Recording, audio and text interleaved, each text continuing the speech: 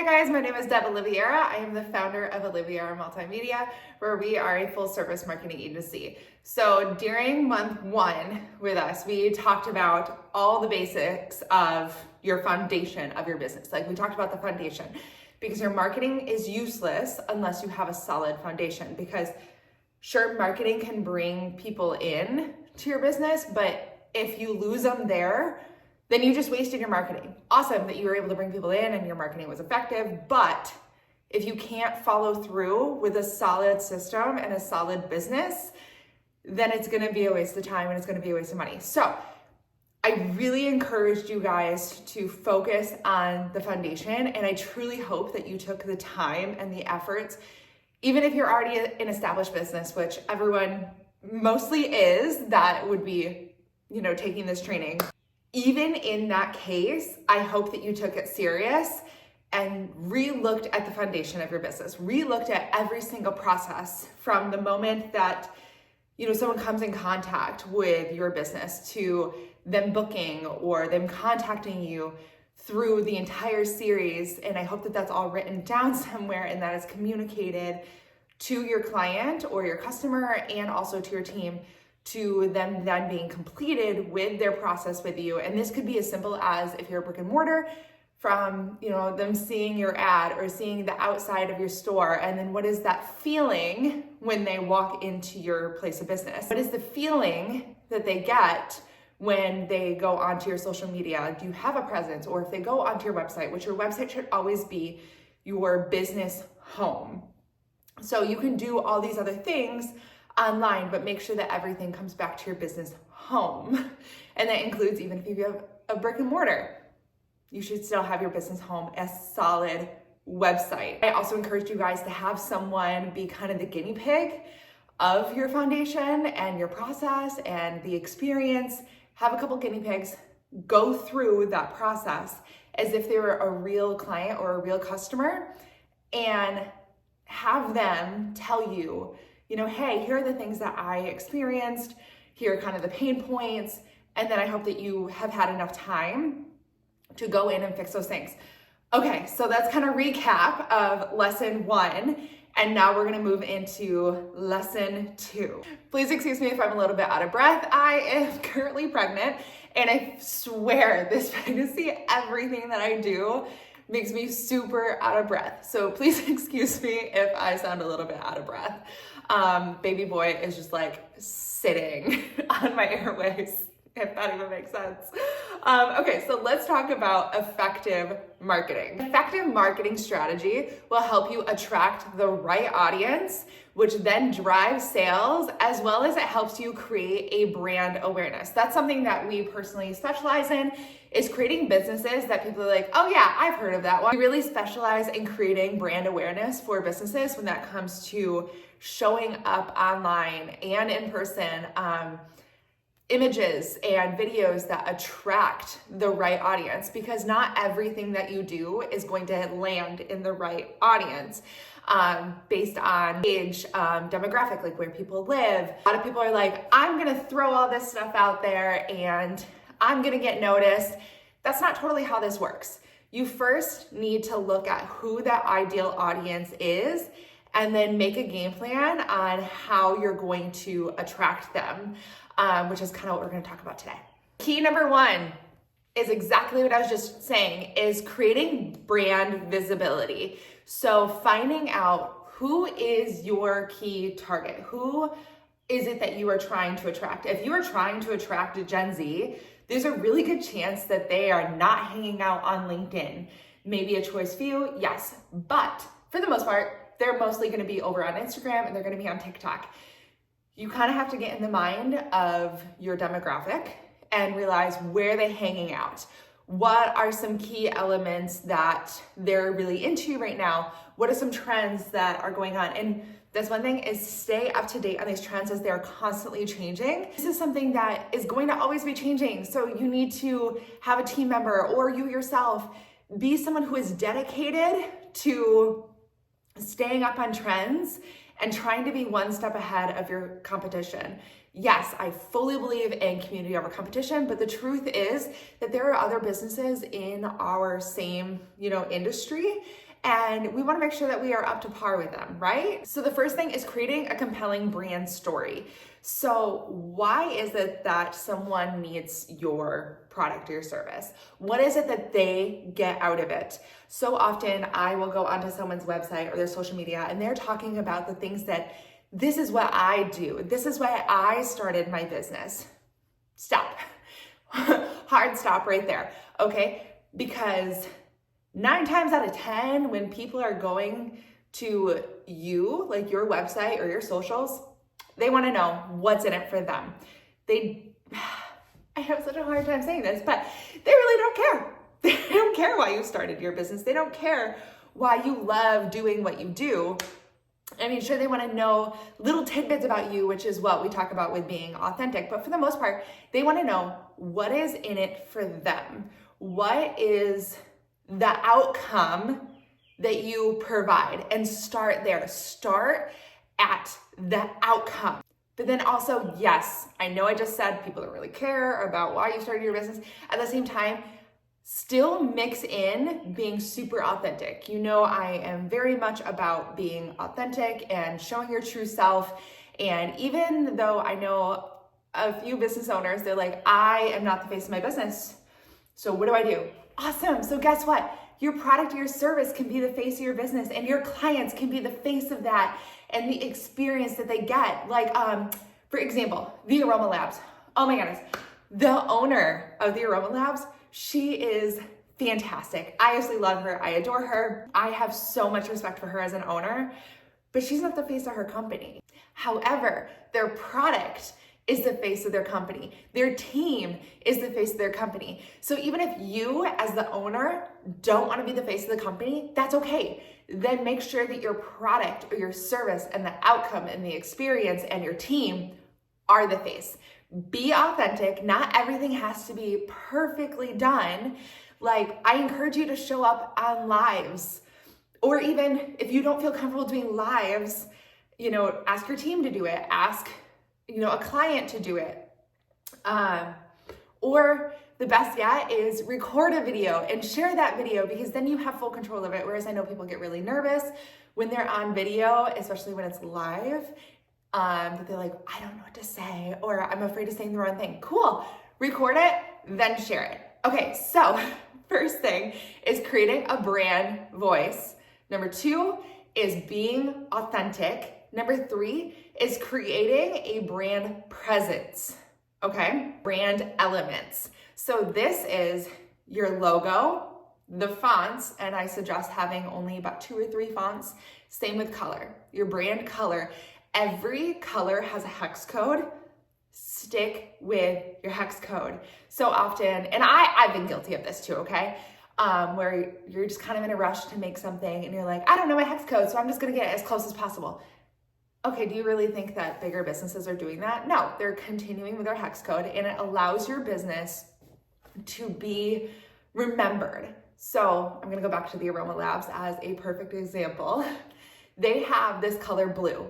They stick with their hex code, and when I see that color blue, something that is similar, I instantly think of them. And that's exactly what we wanna do. Or there's this new donut shop in town that has this fuchsia pink, and it's super fun.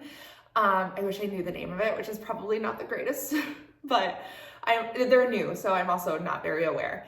But they have this pink, and every time that it pops up, I instantly think of this new donut shop, right? So stick with your hex code, because it's gonna help you be remembered. Same with your font. Stick with the same 2 to 3 fonts.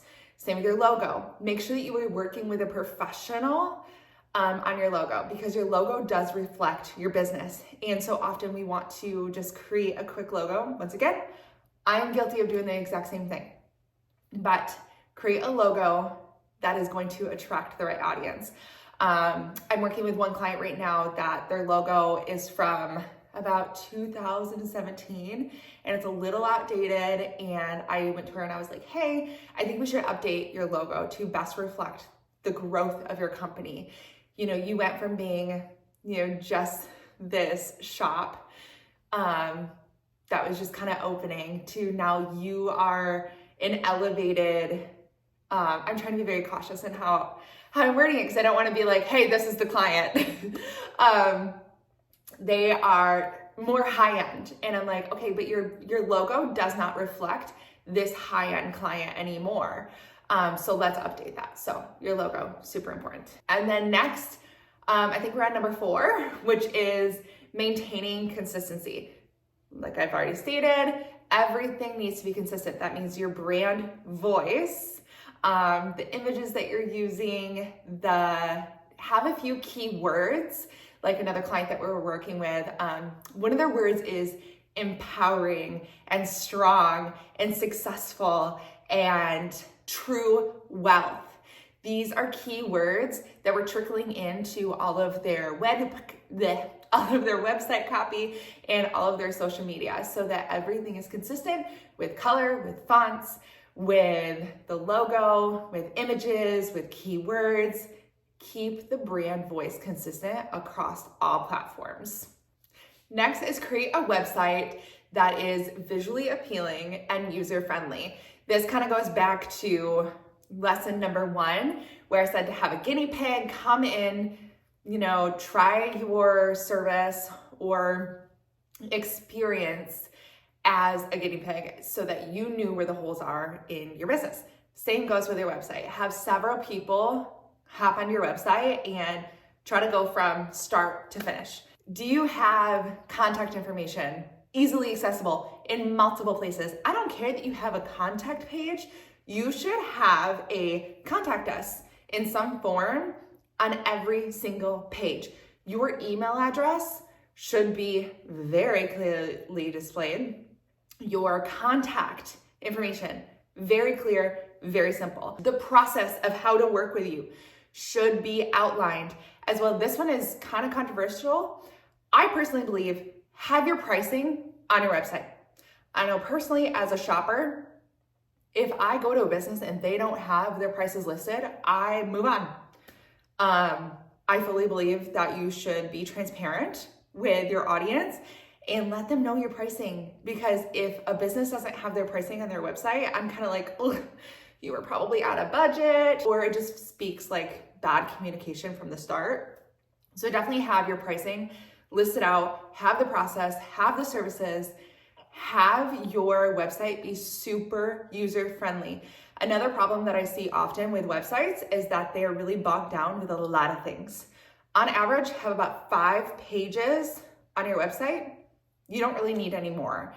You can have link downs. So if someone clicks like services and then it has a list of your services under that, but for the most part in like the header, just have 5 pages max. A home page, an about page, a contact page, a services page, and then that 5th one can kind of be whatever it is that you want. As well, I strongly encourage you to figure out where it is that your ideal audience is hanging out.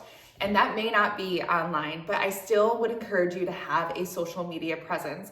Like for example, I grew up with my dad having a restorative, like old car and boat and motorcycle and stuff like that business. His clients were not hanging out on social media. Social media didn't even exist. But if it were to exist today, they were not hanging out on social media. They would not be hanging out on social media today, okay? They might be on Facebook because their grandkids are on Facebook. But for the most part, they're gonna be in forum pages, right? They're gonna be looking at like the car magazines and the boat magazines. They're gonna be hanging out at like the yacht clubs or the car clubs and car shows. Don't automatically think that your clients are only on social media, because they're not.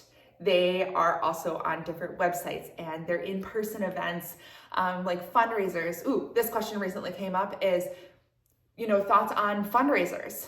Do you actually get an ROI on that? Oh my goodness, yes.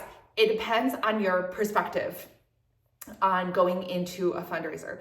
So your perspective should not be going into, sponsoring an event. Maybe it's not even a fundraiser. Maybe it's just like sponsoring an event, okay? Your perspective shouldn't be, I'm gonna get so many clients from this. I'm gonna get so many sales.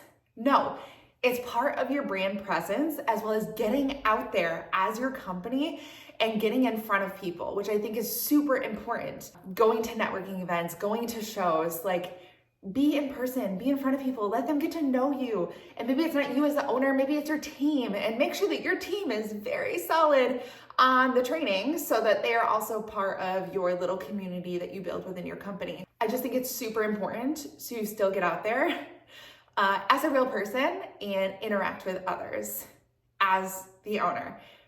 Find out where your audience is, like where are they hanging out, where do they spend their money? And that leads into our next one, which is the scarce economy. Okay, the amount of times that I've heard people say, oh, my business is slow right now because of the scarce economy.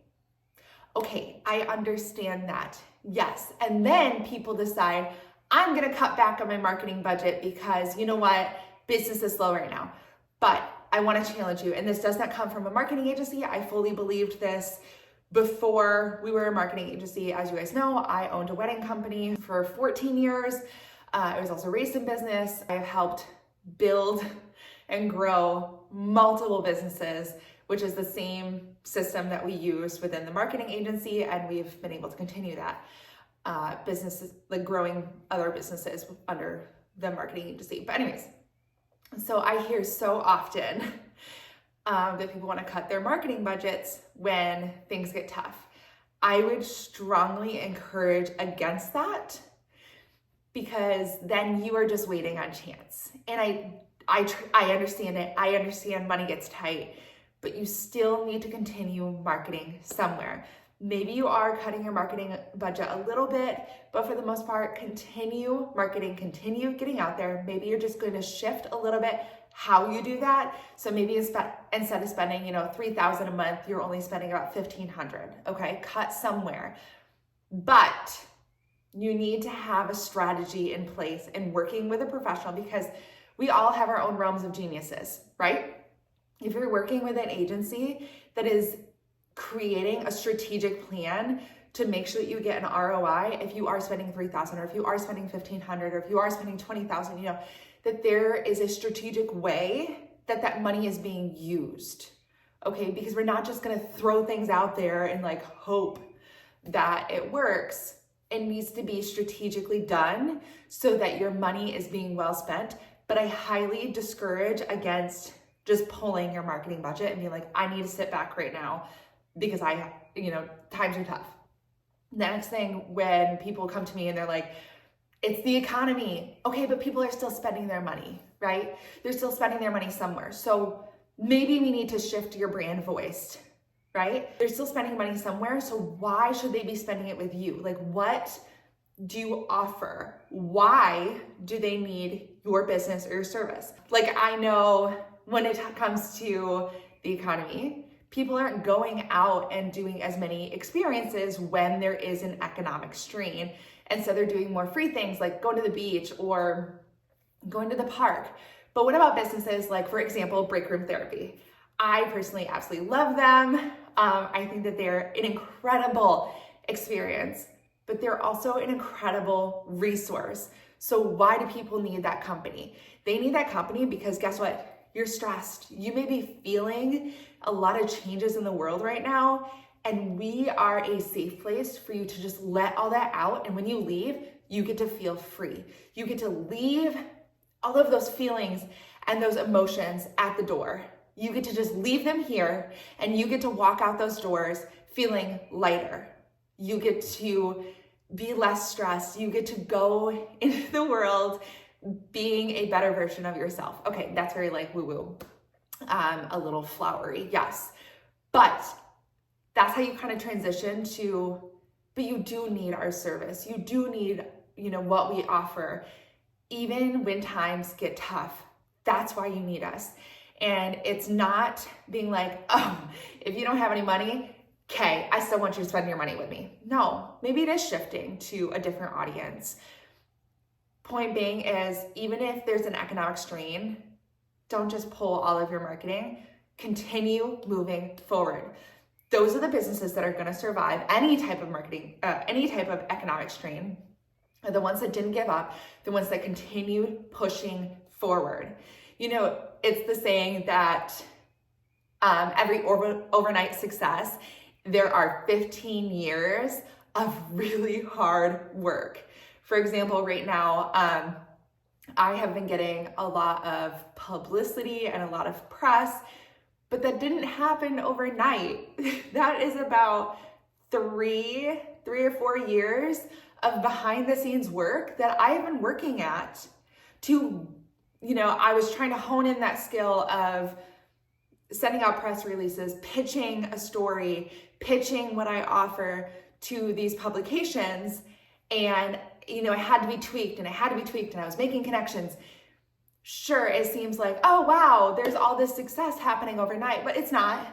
It's about 3 to 4 years of really hard, dedicated work where I worked on a skill set. And it's also a skill set that I really wanted to be able to offer to clients as well. But I needed to learn that skill set first before I can be like, hey, as an agency, we can do this.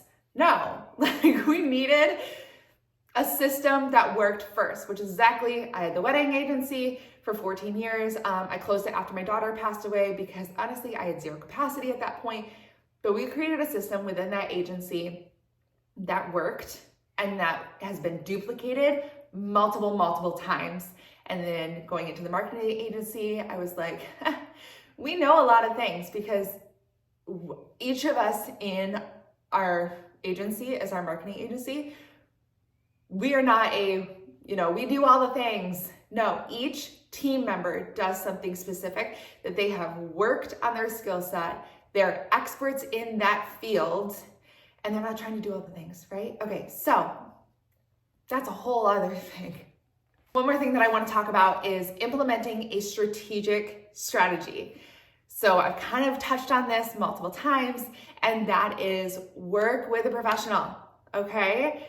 Once again, I'm not saying that as a marketing agency. Remember, I owned another company for years. And even at that point, I still was, saying work with a professional on your strategy. You do not need to wear all the hats in your business, and you shouldn't, because you are not going to be the expert of all the things. Am I good at bookkeeping? No, I'm not. That's not my realm of genius. So you know what? I have a team member that it is her realm of genius, and she does it for us. Am I an expert in doing my taxes? No. Also, hire a professional. So these are just kind of examples that you can't know all the things. So hire a professional. You can't afford not to hire a professional when it comes to certain things in your business. And one of them is your marketing strategy. You don't know what you don't know. And there are certain things that a marketing strategist is going to ask you that you are not going to think of yourself, because you are in your realm of genius as the owner of your company. It is your job to make sure that that company works, right? Your team relies on you. And if it's not your team, then maybe it's your family that relies on your business to succeed. Stop trying to wear all the hats so that you save money. Because truth be told, you are actually going to lose money, and that is proven fact. You're going to end up losing money by trying to do everything on your own. So hear me out. I'm like out of breath being this pregnant. What is your time worth? Okay, so I hear often, I can't afford to hire a bookkeeper. Okay, but can you afford not to? Like, what if you mess up on your bookkeeping and you then owe more in taxes? Or the IRS comes back and they say, oh, hey, you didn't pay enough here because you didn't record this. Okay, so can you also afford to do your own marketing? Or are you leaving money on the table you don't even know? Are you trying to also be your own sales team? Is that a skill set that you are professional in, that you know in and out? The psychology of people, that you are able to tell them why they need your product or your service without them feeling like they're being sold to? Can you truly afford to wear all the hats? Because if you are truly in your realm of genius, then your hourly wage is worth way more than whatever it is that you would pay for an hour of that service being done by someone else who is skilled in that area. Your hour is worth more to be working on your business than working in your business. Next, let's talk about engaging with your audience. Once again, I previously mentioned this, to get out and meet with your audience. Be authentic, show up, record a video if you don't feel comfortable going live. Make sure that you are engaging with your audience. And maybe that's not you, because once again, is that in your realm of genius? Is that worth your time, or is your time better spent somewhere else on your business that someone else can work in your business? By the way, VAs, oh my goodness, please utilize one. They are wonders within your business, okay? And within surviving in your business. That's a great place for them to be able to engage with your audience. Be authentic, really connect with your audience and help them feel heard. All right, so our very last point is making sure that you are moving forward in everything that you do based on analytics, based on facts and data. If you are not tracking your data and your analytics in your business, you are automatically failing yourself, because then you can't look at what is working versus what isn't. And this should be something that either you are working on yourself, or you have a team member that is analyzing this content and then bringing it to you in a form that makes sense. But point being is that everything that you do within your business should be based on facts, especially when it comes to like your bookkeeping. Your numbers tell a story. And this one I heard from a client, and I fully believe in it, that your business tells a story on where you've been and where you're going and what is working and what isn't. Your numbers, your bookkeeping tells this vast story that you should be paying attention to. And it's truly the success of your business from being a $500,000 company to $1 million company. I fully believe in that. Same with your analytics when it comes to, your newsletters, your website, your social media analytics. These are all things that tell a story of what is resonating with your audience and what isn't. And everything you do moving forward, I really hope that this is the year that you will pay attention and measure your analytics, measure your data, and truly see the change that it can have in your business. All right, guys, I think that I am just enough out of breath from this training. If you have any questions, please feel free to reach out. Once again, my name is Deb Oliveira. I am the owner and founder of Oliveira Multimedia.